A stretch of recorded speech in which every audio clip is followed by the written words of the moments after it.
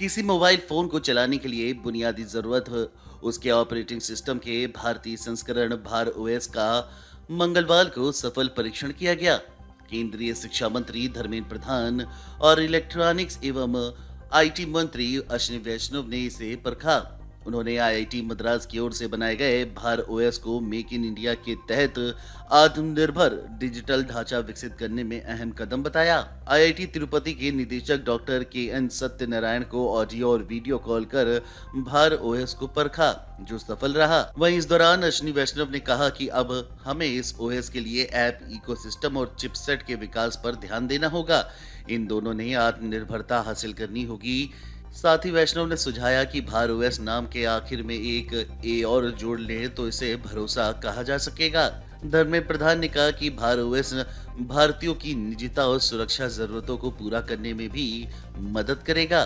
विदेशी operating system से कहीं ज्यादा भरोसेमंद भार ओएस रहेगा। वहीं प्रधान ने कहा कि जल्द ही सभी के लिए भार ओएस लॉन्च किया जाएगा। ये आत्मनिर्भरता की ओर बढ़ते भारत का एक और कदम है। वहीं किसी का नाम लिए बगैर केंद्रीय मंत्री अश्विनी वैष्णव ने सभी को चेताते हुए कहा कि भार ओएस की चुनौतियां भी यहाँ से शुरू हुई हैं। दुनिया में ऐसे कई लोग हैं जो नहीं चाहते हैं कि भार ओएस जैसी पहल सफल हो। अभी कई नई चुनौतियां और मुश्किलें आएंगी। हमें बेहद सजग रहते हुए इसे सफल बनाने के लिए लगातार प्रयास करने होंगे। जानकारों के अनुसार वैष्णव का इशारा गूगल, एप्पल आदि टेक कंपनियों की ओर था।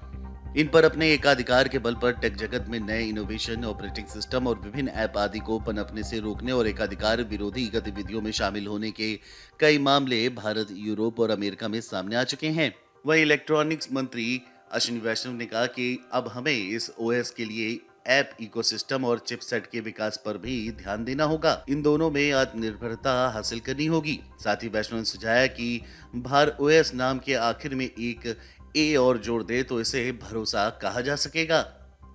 चलिए आपको बताते हैं कि भार ओएस और इसके फायदे क्या हैं। बता दें कि भार ओएस को आईआईटी मद्रास में इंक्यूबेशन के तहत काम कर रही non profit company J&K operating private limited ने विकसित किया है।